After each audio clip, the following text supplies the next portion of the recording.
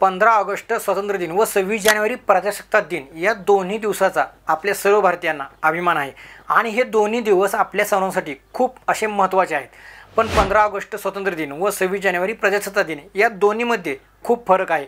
मग तो झेंडा फडकवणे असो व तो झेंडा कोणी फडकवावा याबद्दल असो, या दोन्ही राष्ट्रीय उत्सवात बरेच असे फरक आहेत आणि ते आपल्या प्रत्येक भारतीयाला माहीतच असायला हवं। त्याचीच आज आपण सविस्तर माहिती घेणार आहोत। नमस्कार, मी सागर आणि तुम्ही पाहताय तुमचा आवडता चॅनल सागर हिट्स, कारण आपण हिटच गोष्टी करत असतो। 15 ऑगस्ट असो किंवा 26 जानेवारी, लहानपणापासून या दिवसाचे महत्त्व आपल्यासाठी लाख मोलाचं आहे।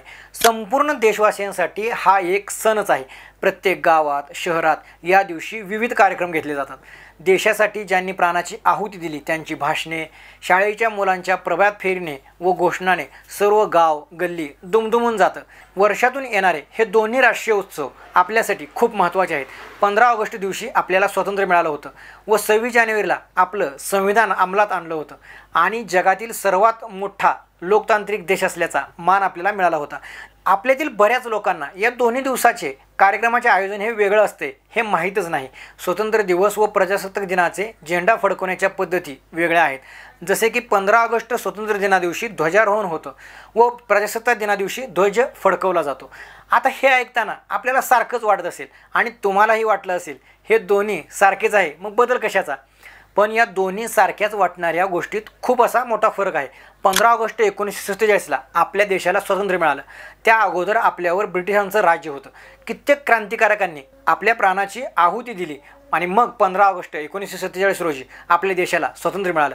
त्यावेळी ब्रिटिशांचा जो काही झेंडा होता तो खाली घेतला गेला आणि आपला झेंडा रशीच्या सहाय्याने पोलवरती नेऊन फडकवण्यात आला आणि तीच प्रोसेस आजही आपण 15 ऑगस्ट रोजी करत असतो। झेंडा खालीच एका रशीला बांधून खालून पोलवरती नेला जातो आणि मग ध्वज फडकवला जातो। यालाच आपण ध्वजारोहण असे म्हणतो।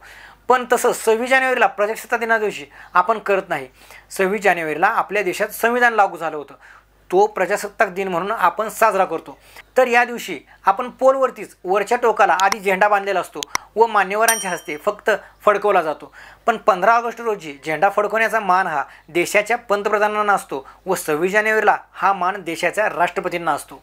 हे आपल्याला माहीत होतं का? आणि याचं कारण काय आहे हे आपण जाणून घेऊया।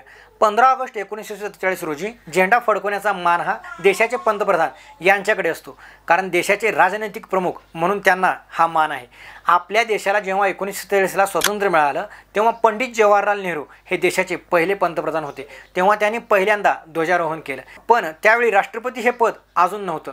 नंतर देशाला डॉक्टर बाबासाहेब आंबेडकरांनी संविधान सुपूर्द केलं व 26 जानेवारी रोजी प्रजासत्ताक दिन म्हणून साजरा करण्यात आला व संविधानिक प्रमुख म्हणून राष्ट्रपती यांना तो मान मिळाला। यावेळी देशाचे पहिले राष्ट्रपती डॉक्टर राजेंद्र प्रसाद यांची नियुक्ती करण्यात आली। पहिल्यांदा 26 जानेवारी 1950 रोजी देशाचे पहिले राष्ट्रपती म्हणून प्रजासत्ताक दिना दिवशी डॉक्टर राजेंद्र प्रसाद यांनी आपला तिरंगा ध्वज फडकवला। या दिवशी भरपूर अशा कार्यक्रमाचं आयोजन करण्यात येते। प्रजासत्ताक दिना दिवशी इतर देशातील राष्ट्रपतींना प्रमुख अतिथी म्हणून सुद्धा बोलवलं जातं व प्रजासत्ताक दिना दिवशी वेगवेगळ्या पुरस्कारांचं वितरण सुद्धा राष्ट्रपती यांच्या हस्ते केलं जातं। याच दिवशी राजपथावर तिन्ही सेनेच्या दलाचे म्हणजेच आर्मी, नेव्ही, इंडियन फोर्स यांच्याकडून प्रदर्शनंसुद्धा केली जातात। तसे 15 ऑगस्टला फक्त परेड आणि काही सांस्कृतिक कार्यक्रमच घेतले जातात। यावेळी कोणत्याही अतिथीला वगैरे बोलवलं जात नाही किंवा कोणत्याही पुरस्काराचे वितरणसुद्धा केलं जात नाही। या दोन्ही उत्सवामध्ये अजून एक फरक आहे, तो म्हणजे 15 ऑगस्ट स्वातंत्र्य दिनाचे आयोजन हे मोठ्या थाटामाटात दिल्ली येथील लाल किल्ल्यावर होते व 26 जानेवारी प्रजासत्ताक दिनाचा जो उत्सव आहे तो राजपथ येथे साजरी होतो। अशी आपल्या देशाची दोन राष्ट्रीय उत्सव साजरी होतात।